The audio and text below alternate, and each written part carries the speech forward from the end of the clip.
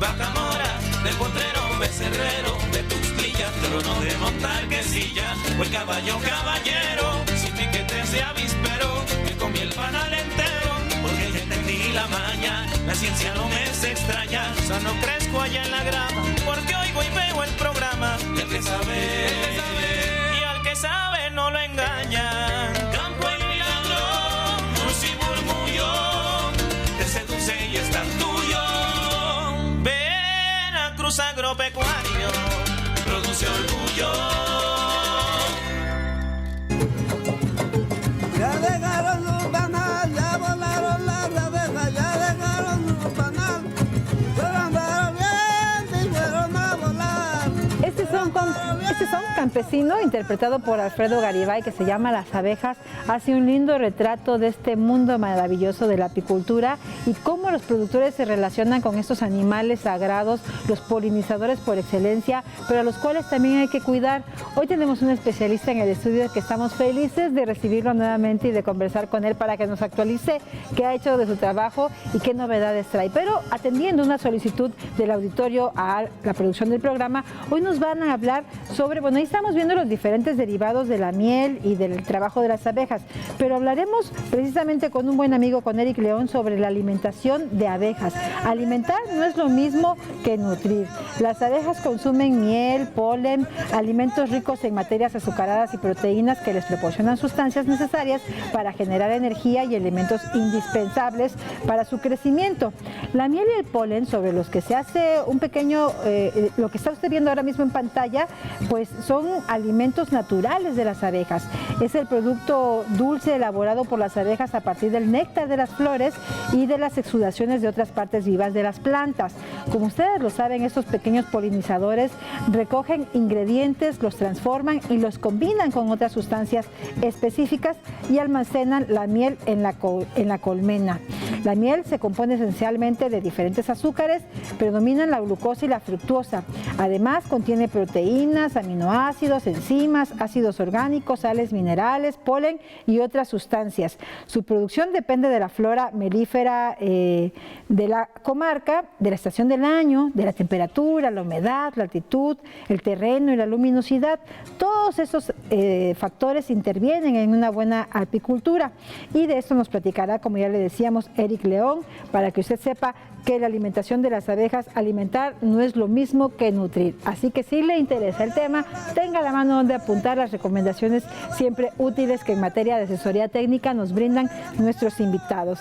Y mientras eso sucede, lo invitamos a que vaya con nosotros al bosque. Nos van a conducir unos zumbidos. Los zumbidos del bosque nos platican del trabajo que realizan con abejas nativas. Hola amigos de Veracruz Agropecuario, bueno pues aquí les damos la bienvenida. Esta es nuestra comunidad Úrsulo Galván. Nosotros somos el colectivo Zumbidos del Bosque. Pues hoy estamos muy contentos de recibirlos y mostrar nuestra comunidad. Les vamos a mostrar hoy en general lo que el colectivo Zumbidos hace. Les presentaremos las abejas nativas. Si gustan acompañarnos, vamos a ver qué son abejas nativas. ¿Quiénes son las abejas nativas?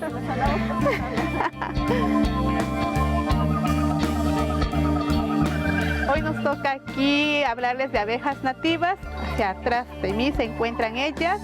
Como ustedes se dan cuenta, estamos rodeados de ellas están chambeando y para nosotros es un gran gusto dar a conocer esta parte colaborativa que hacemos en el grupo Zumbidos del Bosque, donde estamos nombrándonos como guardianas de ellas.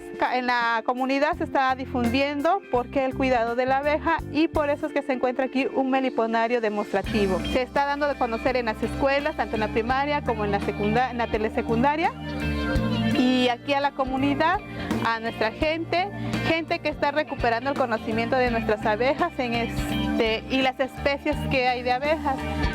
Aquí en nuestra comunidad ahorita han disminuido los nidos silvestres y con esa intención las tenemos porque a nuestro alrededor se encuentra mucha vegetación y queremos que vuelvan otra vez esos nidos silvestres, pero ya les damos a saber, a conocer por qué es el cuidado de estos nidos silvestres. Muchas personas sin conocer saquean nidos y se pierden esos nidos. Ahorita lo que queremos es ayudarlos a hacer rescates y enseñarles el cuidado de estas abejas.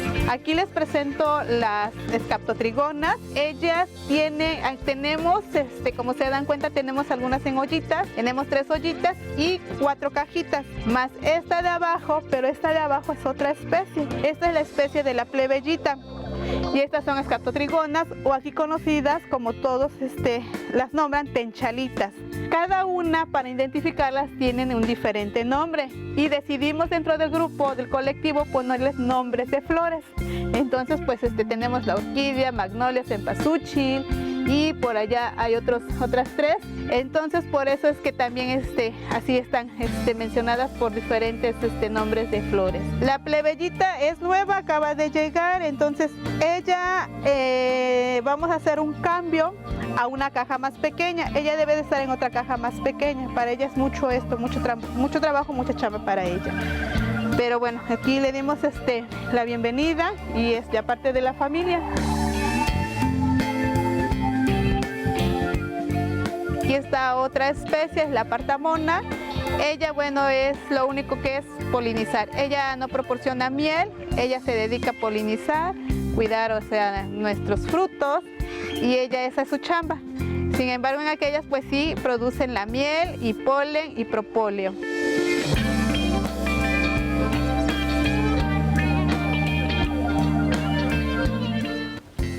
Le enviamos mucho cariño a este colectivo Zumbidos del Bosque, que les queremos mucho y nos encanta el trabajo que realizan. Enhorabuena también por su trabajo a favor de las abejas nativas. Y bueno, ya le decíamos, es importante recordar hasta el cansancio cuál es la relevancia de esta pequeña especie y su gran aportación a los ecosistemas. Ya le decíamos, son grandes polinizadores y además pues es importante que usted sepa también que dentro de la apicultura existen mujeres y hombres comprometidos con la alimentación de estas abejitas para precisamente darles un poquito de lo mucho que ellos nos brindan. Así que estamos felices, ya le decíamos, de recibir nuevamente aquí en el estudio a nuestro querido Eric León, quien es apicultor y ya un viejo conocido del programa. Bienvenido, Eric, ¿cómo estás? Muy bien, gracias. ¿Cómo te ha ido?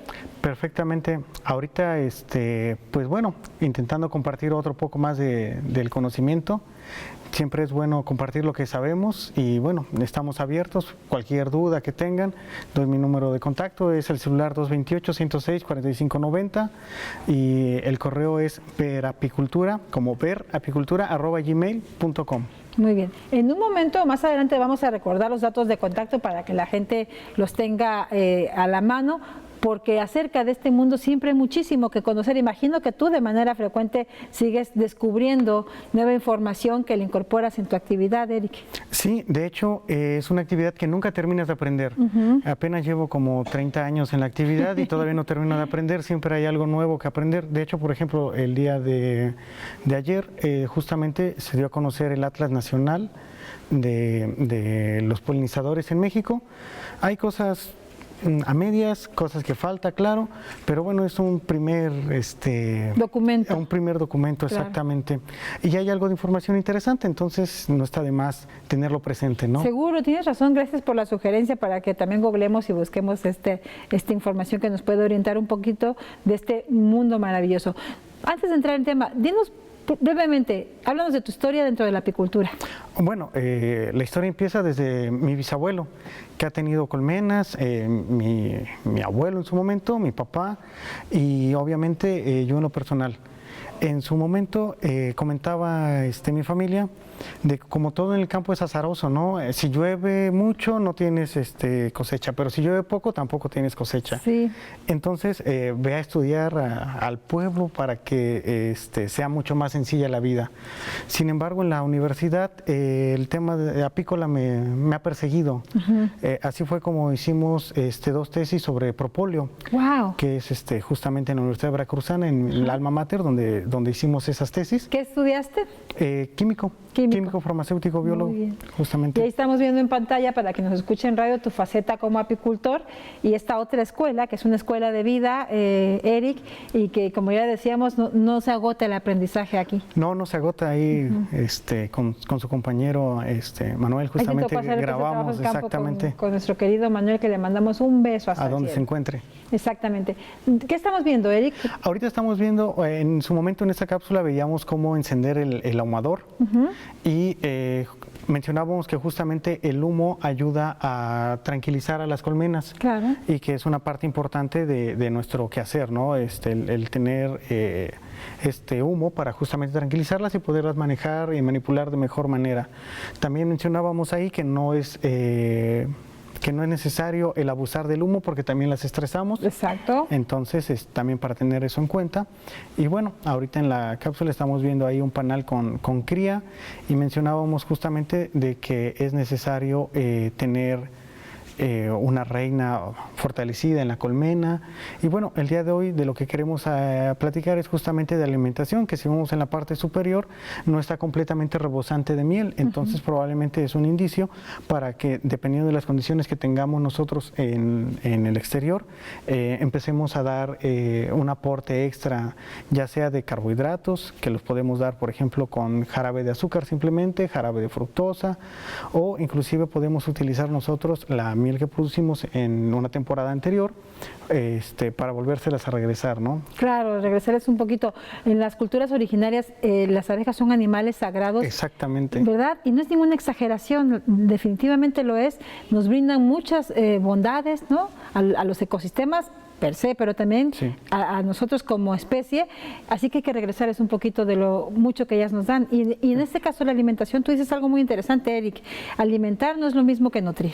Exacto, inclusive nosotros lo vemos, si hacemos una analogía con nosotros mismos, que nosotros, o muchas veces te dicen, no, es que sí estás comiendo, pero no te estás nutriendo. Ajá. Y ya si te pones un poco más quisquilloso, bueno, entonces ¿qué tengo que comer? Tienes que comer un poco más de proteína, tienes que bajarle a los carbohidratos, o viceversa. Si es alguien que está haciendo, por ejemplo, ejercicio y que quiere, por su parte, tener energía en ese momento, pues tómate una cucharita de miel antes de hacer ejercicio para que tengas esa energía que necesitas.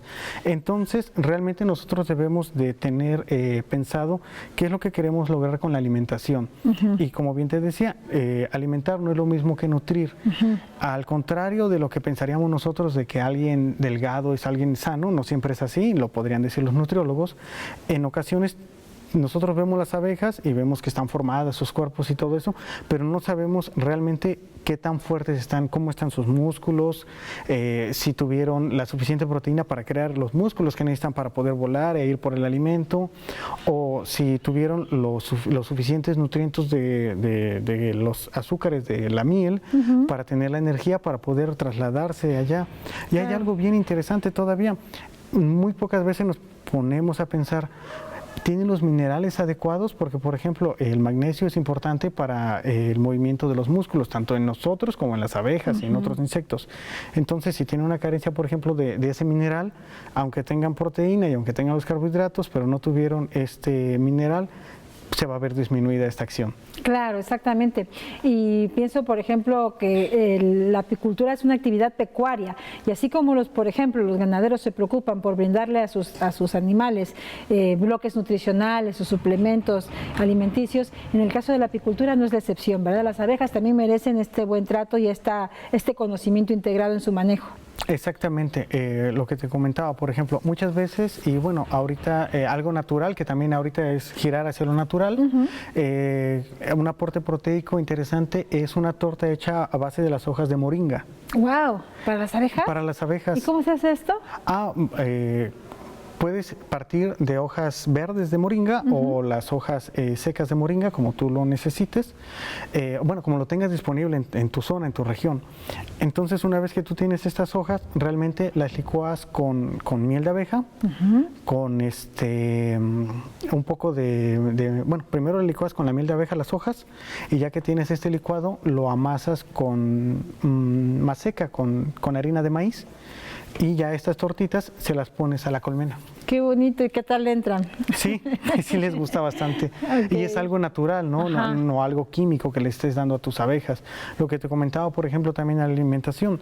Llega un momento en el que tú puedes dar miel para alimentar tus abejas, especialmente en esta parte de la agricultura orgánica, por ejemplo. Claro. Pero luego está como te diré, la contraparte que dicen que también la miel puede ser un medio por el cual transmitas enfermedades a tus abejas. Como la varroa, ¿no?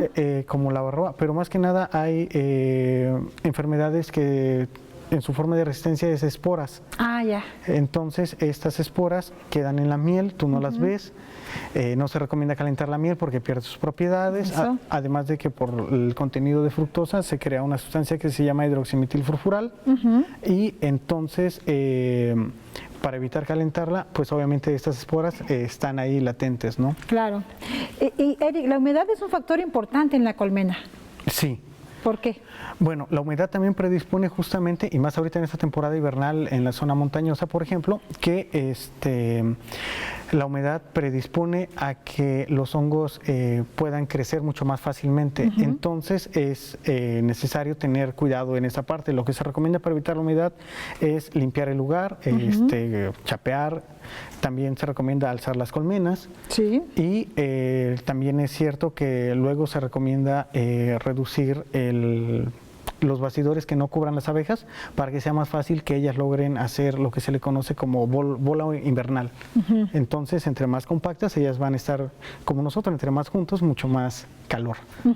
Oye, ¿cómo podemos evitar, por ejemplo, que también en este proceso se deshidraten las abejas? Imagino que también es importantísimo suministrarles la dosis necesaria también de un líquido que los mantenga hidratada. Bueno, de manera general las abejas son muy buenas para encontrar agua, especialmente por ejemplo ahorita en la región centro que se la pasa el chipi chipi, es al contrario, ¿no? Pero hay partes, por ejemplo, en la zona semiárida del Valle de Perote o hacia la zona de la selva caducifolia de Carrizal y todo eso, en donde las lluvias escasean, las fuentes de agua escasean.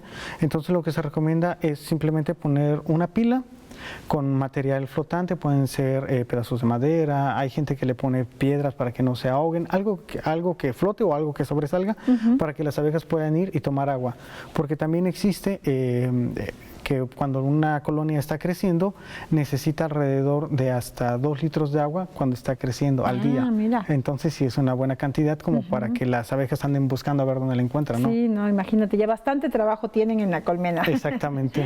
Oye, y trajiste hoy una muestra, una serie de elementos aquí para mostrarnos en el estudio. Cuéntanos un poquito también para que nos escuche en radio. Descríbenos esta linda mesa que huele maravilloso. Quiero decirlo, desde que la productora nos hizo el favor de hacer esta instalación. Claro que sí, miren, les platico, por ejemplo, aquí podemos observar la cera de abeja. Esta la utilizamos nosotros para justamente iniciar la construcción de nuevos panales, pero de forma artesanal también la podemos utilizar para hacer este tipo de artesanía que son unas velas. Luego también cabe mencionar que la cera realmente se produce cuando las abejas están gordas. Ah, ok. Es decir, que para que nosotros podamos producir cera necesitamos engordar a nuestras abejas justamente entre los 7 y 14 días, que es, bueno, desde que nacen o desde que empiezan en su etapa de la larvaria, pero de 7 a 14 días es cuando producen la cera de abeja. Sí. Entonces, cuando nosotros queremos construir panales, debemos de tener especialmente énfasis en que necesitamos tener unas abejas gorditas y rebosantes. Entonces, para eso, justamente, para prepararlas, es que debemos de alimentar ya sea con la torta proteica o proporcionando jarabe, por ejemplo, de azúcar al 50%, es decir, 1 kilo de azúcar, 1 litro de agua, en una frecuencia alrededor de cada 8 días, 1 litro. Con eso es suficiente. ¿Azúcar convencional? Azúcar convencional de mesa. Ya. Ok, porque fíjate que hace unos días, y hablando también de la gran cantidad de desinformación que a veces encontramos en redes sociales, las fake news que le llaman, sí. O puede ser infodemia también, porque hay un exceso de información y no sabe uno de repente diferenciar cuál es verdadera de la que no. Pero Exacto. leí un artículo sobre lo poco recomendable que era ponerle a los colibríes botes de agua o miel, porque por lo menos en el artículo decía eso, aprovechando que están especialistas en el tema, le consulto, porque podemos perturbar la propia fisonomía del animalito o su crecimiento. ¿Es correcto esto? Bueno, en ese aspecto, realmente los colibríes, como las abejas, están diseñadas para consumir azúcares.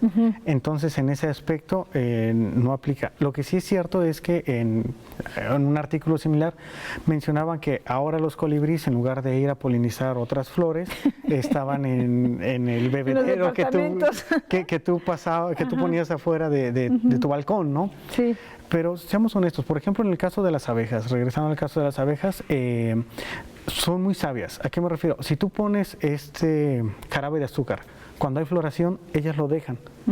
Ellas no son como nosotros, que entre más azúcar tenga el pan, mucho mejor. Claro, o entre más fácil esté a la mano el alimento, ¿no? Mucho mejor. Sí, no, ellas se van por lo natural. Entonces, cuando hay floración en la parte exterior, ellas te dejan lo que tú les estás dando y se van a lo natural completamente.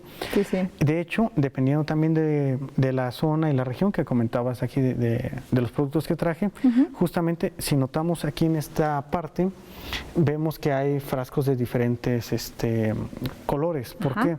Porque dependiendo de la zona va a haber flores diferentes, como bien mencionabas al inicio, ¿no? Y entonces, como vemos, hay diferentes tonalidades.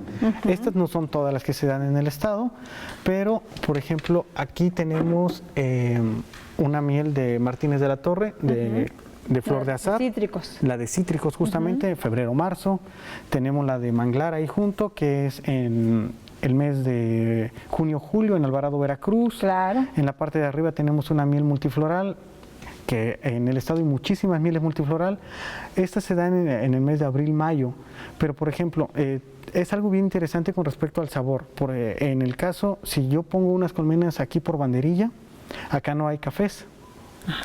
Y entonces si yo pongo hermanas de ellas en Coatepec, allá sí hay café. Entonces la miel, a pesar de que sean de las mismas colmenas, al tener diferentes flores, va a saber diferente. Claro. En este mismo contexto, si yo las llevo a Rinconada en esos mismos meses, allá tampoco hay cafés, pero tampoco está el bosque de esta zona. Claro, no está el bosque de niebla. No está el bosque de niebla. Entonces, la miel que salga en ese mes va a saber diferente. Y así sucesivamente, de acuerdo a los diferentes climas que vamos a tener en todo el estado. Imagínate la variedad de miel que va a haber. ¡Guau! ¡Qué maravilla! Exactamente. Y, se diferencia el sabor, pero ¿la calidad es la misma o también los valores de la miel varía dependiendo de la floración? La calidad, cuando hablamos de apicultores, obviamente la producimos con el mismo estándar y con las mismas ganas de producir miel, ¿no? Entonces, la calidad es bien interesante. Hablando de calidad, por ejemplo, con respecto a microorganismos, pues lo ideal es que no tenga microorganismos. Entonces, pues te lavas las manos antes de agarrarla, toda la asepsia necesaria, ¿no? Tapa las salsas cuando las cosechas para que no le caiga el polvo en lo que avanzas y llegas a tu planta de extracción. Entonces, en este aspecto, la calidad con microorganismos es la misma. Luego yo les comento, la calidad con respecto al contenido de humedad ahí es variable. ¿Por qué?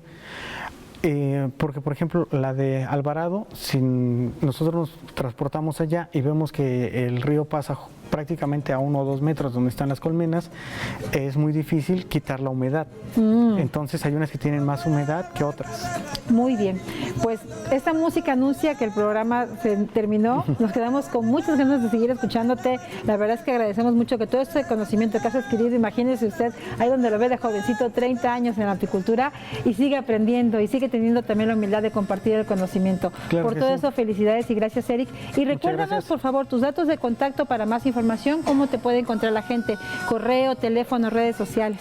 Claro que sí, en redes sociales nos pueden encontrar como Miel Quirel. El teléfono de contacto es el celular 228-106-4590, como está apareciendo ahorita en pantalla. El correo como tal es verapicultura@gmail.com. Perfecto, pues Eric León, siempre es un gusto saludarte, que te vaya muy bien, y gracias a nombre de un gran equipo de trabajo que hace posible este programa. Gracias a usted en casa por habernos acompañado. Que tenga una linda noche.